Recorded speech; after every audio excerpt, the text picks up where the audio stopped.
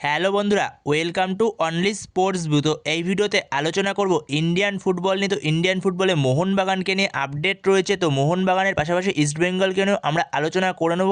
মোহনবাগানের নতুন coach Sergio লোবেরাকে নিয়ে আপডেট রয়েছে। সার্জিও লোবেরা কবে আসতে চলেছে কলকাতায়, তো সেটা জানাবো। এবং এর পাশাপাশি মোহনবাগানের নতুন সহকারী কোচ কে হলো, তো সেটাও জানাবো। এবং মোহনবাগানে কি কোনো রকম খেলোয়াড় পরিবর্তন হতে পারে, যেরকম শোনা যাচ্ছে মোহনবাগানে নাকি 3জন খেলোয়াড় পরিবর্তন হতে পারে, না হলেও 2জন হতেই পারে।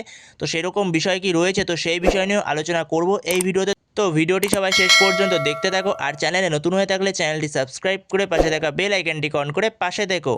তো সেই জায়গাতে মোহনবাগানের নতুন হেড কোচ হয়েছে সার্জিও লোবেরা। তো সার্জিও লোবেরাকে তো নতুন হেড কোচ করে মোহনবাগান নিয়ে এসছে, তো সেটা আগেই জানিয়েছি। তো যেদিনই সার্জিও লোবেরাকে কনফার্ম করা হয়েছে, তো সেই দিনই সে ভিসার জন্য অ্যাপ্লাই করে দিয়েছে, বাট সে এখনও ভিসাটা হাতে পায়নি। তো হাতে পেলে সে চলে আসবে কলকাতায়। তো ডিসেম্বরের 3-4 তারিখ নাগাদ হয়তো সে কলকাতায় চলে আসবে। তো তার মধ্যে সে ভিসা পেয়ে যাবে। তো ভিসা পেয়ে গেলে সে কলকাতার উদ্দেশ্যে রওনা দিয়ে দেবে। এবং এর পাশাপাশি মোহনবাগানের নতুন সহকারী কোচ হলো, সেও একজন স্প্যানিশ কোচ। তো তার নাম হলো ডিও গার্সিয়া মার্কেজ।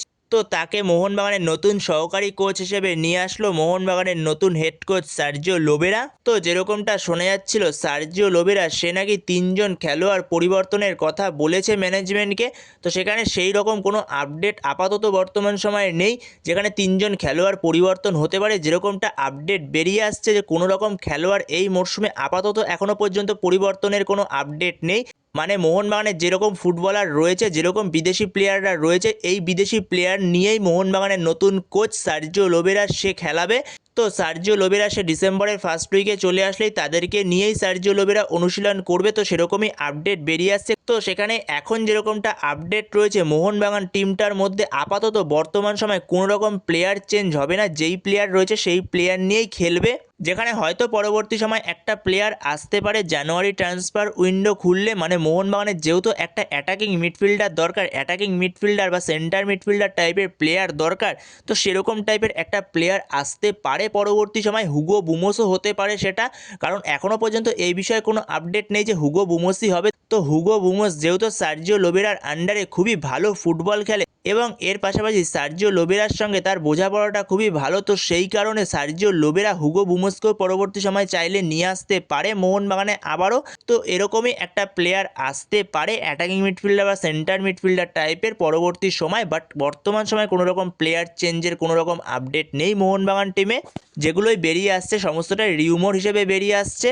তো এরপরে যদি আবারও ইস্টবেঙ্গলকে নিয়ে কথা বলা যায়, তো তাদের আবারও অভিযান শুরু হচ্ছে, তাদের সুপার কাপ শুরু হচ্ছে। যেখানে সুপার কাপের সেমিফাইনালে 4 তারিখ মুখোমুখি হচ্ছে ইস্টবেঙ্গল ভার্সেস পাঞ্জাব এফসি সন্ধ্যে 7:30 থেকে।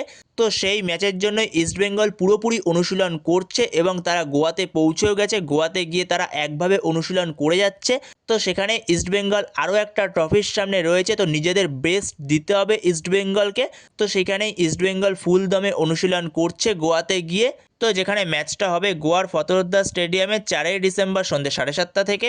তো বন্ধুরা, তোমাদের কি মনে হয় মোহনবাগান টিমে কি এখন বর্তমান সময়ে কোনো রকম প্লেয়ার চেঞ্জ হতে পারে? তো তোমাদের এ বিষয়ে কোনো মতামত থেকে থাকলে অবশ্যই সেটা কমেন্ট বক্সে জানিও। তো এই ভিডিওতে এই পর্যন্তই। তো এই ভিডিওতে এই আপডেটগুলো নিয়ে আলোচনা করার ছিল। তো ভিডিওটি ভালো লেগে থাকলে অবশ্যই লাইক শেয়ার সাবস্ক্রাইব করতে ভুলো না। তো নেক্সট ভিডিওতে দেখা হচ্ছে, ততক্ষণের জন্য বাই বাই।